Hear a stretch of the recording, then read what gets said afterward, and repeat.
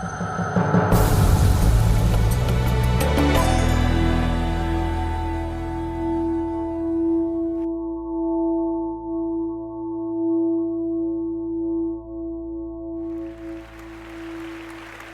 communities need you now more than ever before.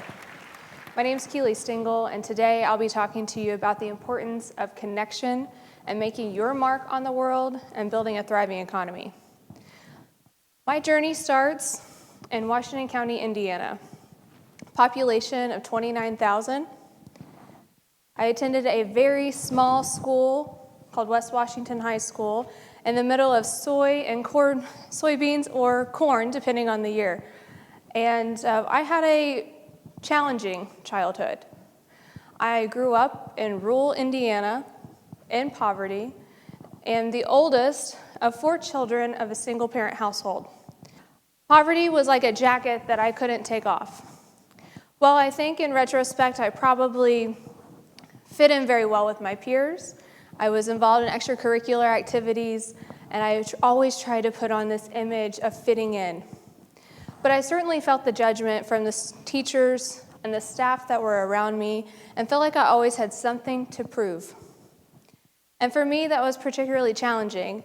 And the life that I grew up in, my mom had to choose between a career and having health insurance, food, heating assistance, and other programs to benefit her and her children.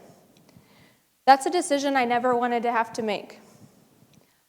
I wanted to have a life and build a future for myself and the family that I would build that was stable, that wasn't faced with adversity, or at least the type that I experienced growing up. And what I knew to be true was that education was my ticket out of there. I had no interest in coming back to a community in which I felt judged, which I grew up in a lot of hardship. And for me, education was going to be that difference maker in my life. That was going to be the keystone of the future for me. So when I was in school, and I would go into the cafeteria, I was one of the kids who got free and reduced lunch. I would type in my number, but I didn't want anyone to see that I was in a certain line to get food versus other kids. I didn't want to be seen as different. I wanted to be normal. And I can recall a specific instance when my science teacher in 7th grade came in with a form.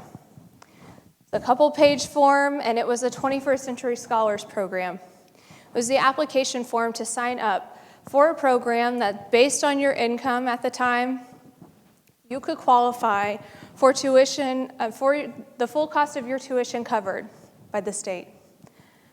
As somebody who knew from an early age I wanted to go to college, and that was going to be the difference maker for me, and that was going to change my life, I knew I needed to sign up. I was acutely aware of my family's financial status, and I knew that we would qualify. So I took the paper home, I got my form filled out, and I brought it back in. And in talking to people, even to this day, about that experience, many of my peers didn't realize the importance of it. But I did, because I wanted education to be my way out. So fast forward, I'm going through junior high, going through high school, really trying to focus on preparing to get a college acceptance letter. And one of the things, looking back on that journey in terms of preparing myself, one of my fond memories during that time was, even though I felt judged, even though I felt like my teachers didn't expect me to go to college, did not expect me to persist, it was something that, there was an experience that stuck with me. I joined something called the Business Professionals of America in high school, and my team qualified for nationals. For the first time, this country, rural Indiana girl was getting an opportunity to go on an airplane, go on a trip, and be able to compete at a national level. It was a very exciting time. But trying to think of how to raise those funds in order to be able to take advantage of that opportunity was quite intimidating. And one of the things that the community was able to do was to make sure that every student who qualified for nationals was able to go. And to this day, that same school system does that, where they are raising money across the county to be able to allow students to participate in that program. So fast forward, and I'm senior year of high school, and I know I want to change the world. So education's my way out of it, and I want to change the world. So how am I going to do that? I was able to participate in a program called Purdue Promise, where the rest of the cost of attendance was covered, and I had academic, financial, social support. It took an entire burden off of me to be able to think about going to college, not worrying about, am I going to have a place to live? Am I going to have food?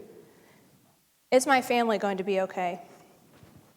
I would love to say that that's where it pretty much started for me, or where it ended, my life in poverty ended, but that's not true.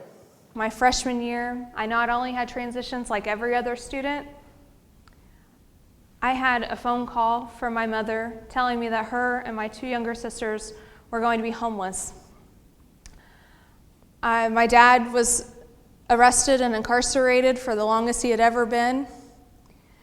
And my oldest half-sister, who I had just met for the first time that year, committed suicide, leaving 3 daughters under 5 with her husband.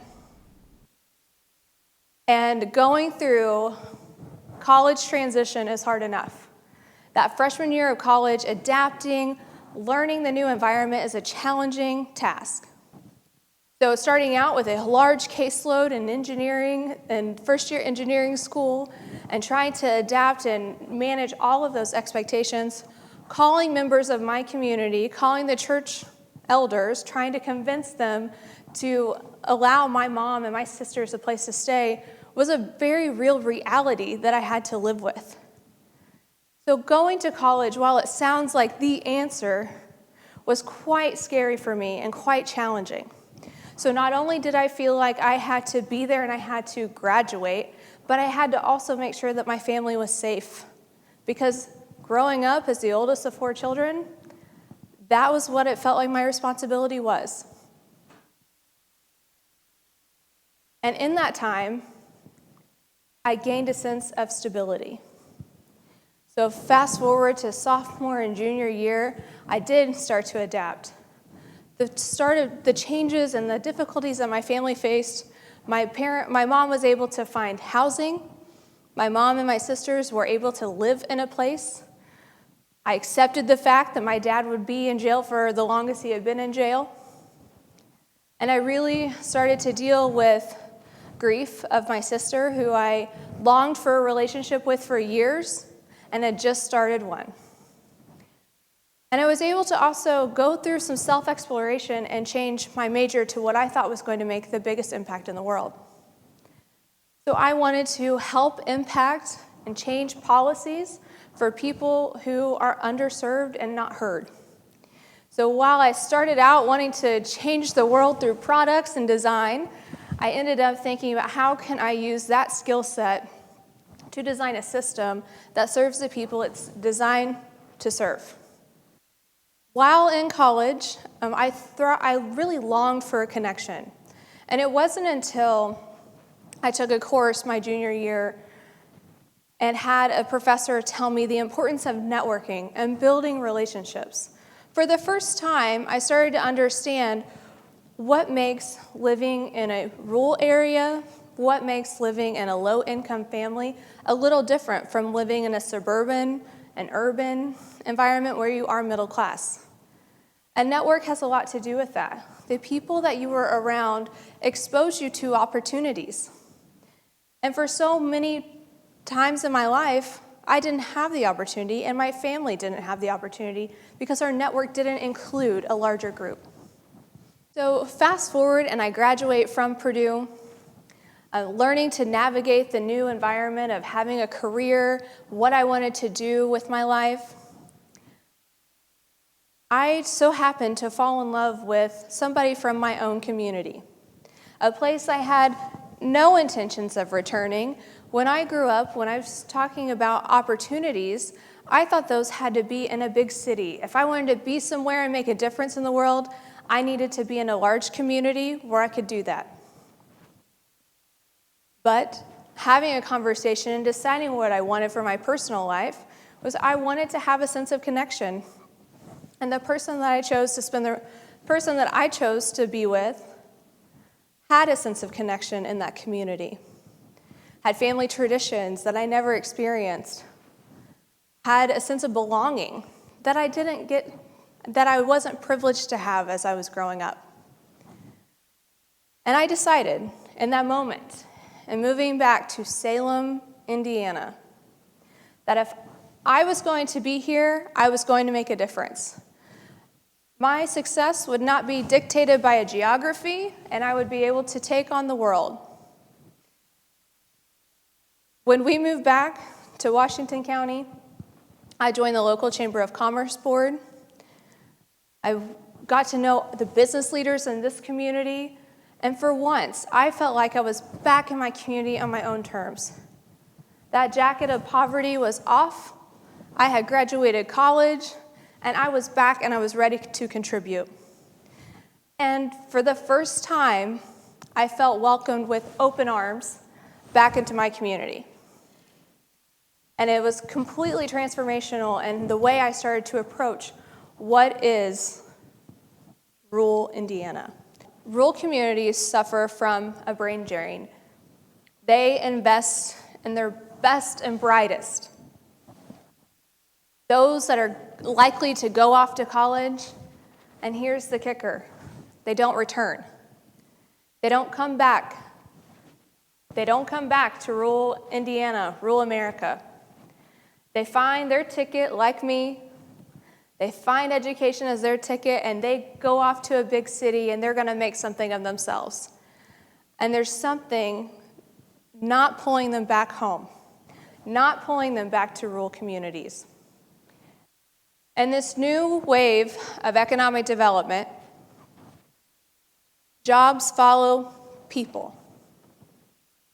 In the past, when someone was trying to make their community thrive and have the hustle and bustle, what they would do is they would go and try to attract new businesses. They would try to attract employment and job opportunities because that was what was going to bring people in.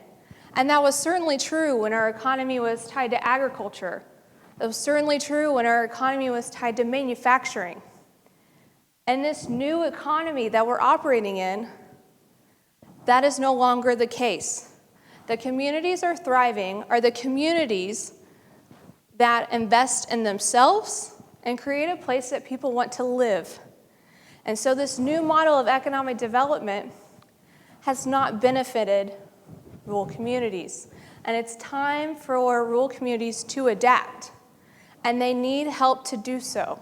What's so important for communities to recognize and for people when they're deciding where to live is connection. And you can certainly have that in a rural community. And let me share with you what I mean by that.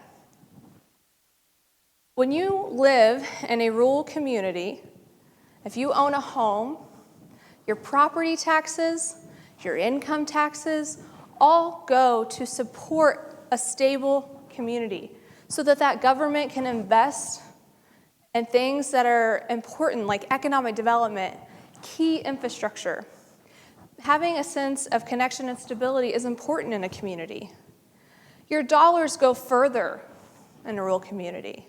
Not only is the cost of living less, but the impact that you make by spending $1 at a locally owned business impacts the Little League team, to the high school senior that's getting a scholarship, and to the community foundation who's going to set up scholarship funds or other philanthropic ventures. Connectivity is important, having that sense of belonging and connection.